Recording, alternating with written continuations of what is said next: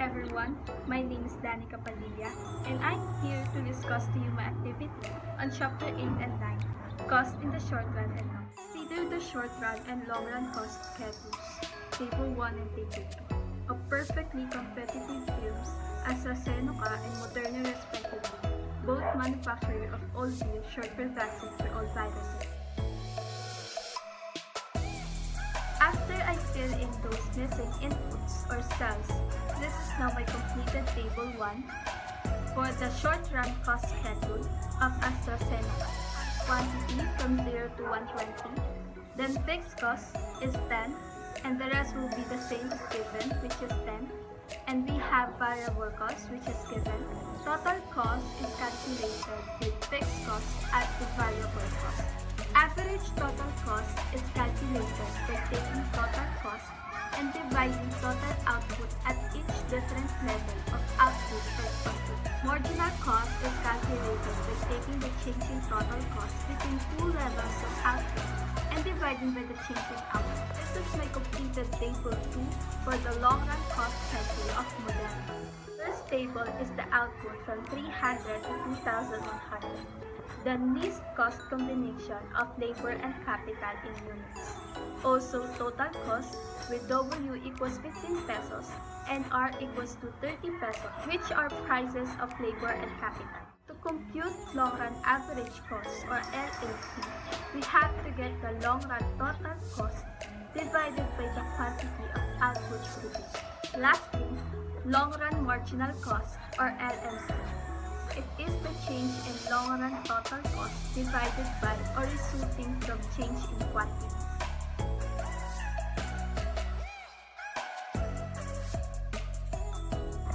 Next, I drop the data in Table 1, which I have the average total cost and the marginal cost.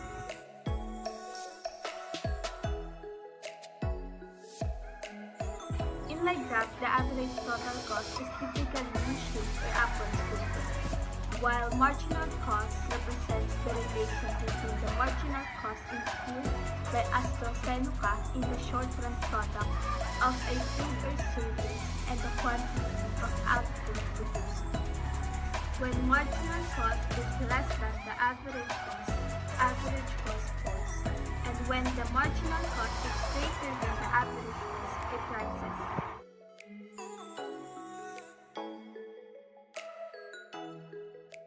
Next, I drop the data in Table 2, which I have the total cost, the long run average cost, and the long run marginal cost.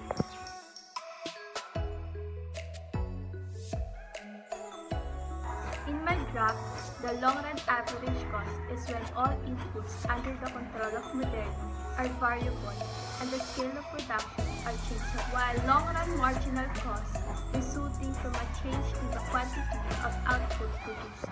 The long run marginal cost curve intersects the long run average cost curves at the minimum point of the latter.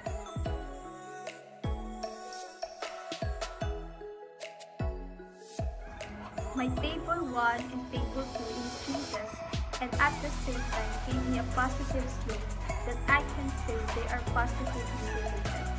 Not just that, but they also make their own curves which we can identify by contrast that in AstraZeneca it is a short-run cost while Moderna is a long-run cost.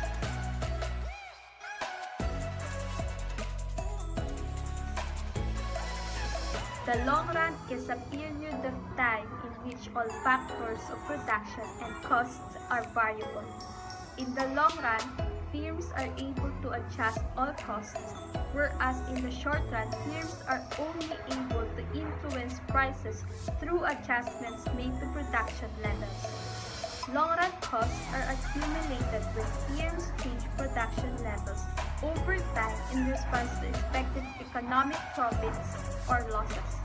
In the long run, there are no fixed factors of production. The land, labor, capital goods, and entrepreneurship all vary to reach the long-run cost of producing a good or service.